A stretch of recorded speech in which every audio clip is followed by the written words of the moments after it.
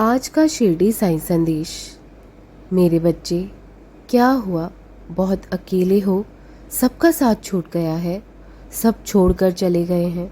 बहुत गहरी सोच में डूबे हुए हो ना कि मैंने सब रिश्तों को संभालने के लिए अपनी पूरी ज़िंदगी की खुशियाँ दांव पर लगा दी है, लेकिन फिर भी कोई अपना नहीं हुआ तुम्हारा।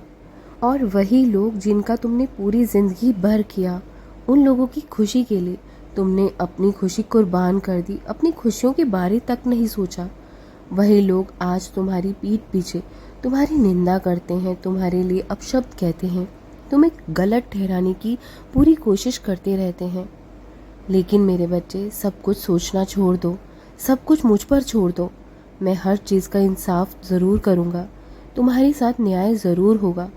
तुम किसी को अपना नहीं कर सकते हो इस संसार में, जितना भी तुम कोशिश कर लो, पर लेकिन कोई अपना नहीं हो पाएगा।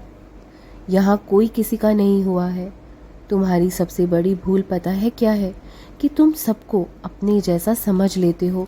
अपना समझकर तुम सबसे अपनी सारी बातें कह देते हो, सबको एक समान समझ लेते हो, और यही तुम्हारी सबसे बड़ी नादानी है। अगर किसी के साथ अपनी बात साझा भी करते हो तो सोच समझकर करा करो। ये तुम्हारी सबसे बड़ी गलती है, क्योंकि लोग तुम्हारी परिस्थिति जानकर तुम्हारा मजाक ही उड़ाते हैं। अपने घर परिवार की बातें किसी से मत कहा करो, क्योंकि लोग तुम्हारा उपहास ही उड़ाएंगे। कोई तुम्हारी समस्या को हल नहीं करेगा, या कोई समझेगा नहीं तुम्हारी समस्या को। ये दुनिया स्वार्थ की है, सारे रिश्ते यहाँ स्वार्थ से भरे हैं। यहाँ कोई किसी का नहीं हुआ, कोई तुमसे खुश है, कोई नहीं है। ये सब बातें व्यर्थ की है। यहाँ सभी रिश्ते दिखावट के हैं। जितना दूरी तुम और जितना शीघ्रता से तुम इस संसार के लोगों से दूरी बना लोगे ना, उतना ही सुखी और खुश रह पाओगे। यहाँ लोगों के अंतर मन में कुछ और बाहर से कुछ और चल रहा होता है। तुम कभी नहीं जान सकते उनके मन की बातें। यहाँ सबने मखोटा पहना हुआ है। सच मानिए तो यहाँ किसी को तुम्हारी कोई परवाह नहीं है। केवल परवाह अगर कोई करता है तुम्हारी, तो वो परमात्मा, वो ईश्वर तुम्हारी दिल से परवाह करता है। वो नहीं चाहता कि फिर से तुम इन्हीं झंझटों में, इन्हीं झमेलों में फंसते चले जाओ, जिनसे तुम्हें पहले दुख पहुंचा था, जिनसे उन्हें तुम्हें दूर कर दिया था। अपना मन अभी से सच्ची भक्ति में लगा लो, कहीं देर ना हो जाए, और परमात्मा के चरण पकड़ लो, क्योंकि अंत तक वो तुम्हें मार्गदर्शन कराते चले जाएंगे। बस एक अपने ईश्वर को मना कर रखो, कभी उन्हें नाराज मत करना। फिर देखना तुम्हारे जीवन में खुशियाँ ही खुशियाँ होती चली जाएंगी। आपके अच्छे कर्मों से, आपके अच्छे भाव से, सच्चे भाव से वह खुश होते हैं।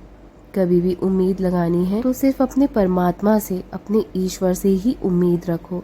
बाकी सबसे उम्मीद लगाना छोड़ दो, और कभी भी किसी और से उम्मीद लगाने की भूल मत करना जीवन में, क्योंकि दुनिया आपका भले ही भरोसा तोड़ देगी, लेकिन तुम्हारे ईश्वर, तुम्हारे भगवान कभी तुम्हारा विश्वास नहीं टूटने देंगे।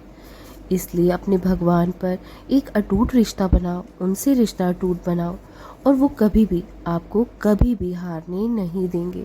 वो हर दम, हर परिस्थिति में तुम्हारा हाथ थाम कर रखेंगे। और अगर तुम्हारा विश्वास पक्का है, भरोसा सच्चा है, तो मैं तुम्हारी मदद ज़रूर करने आऊँगा।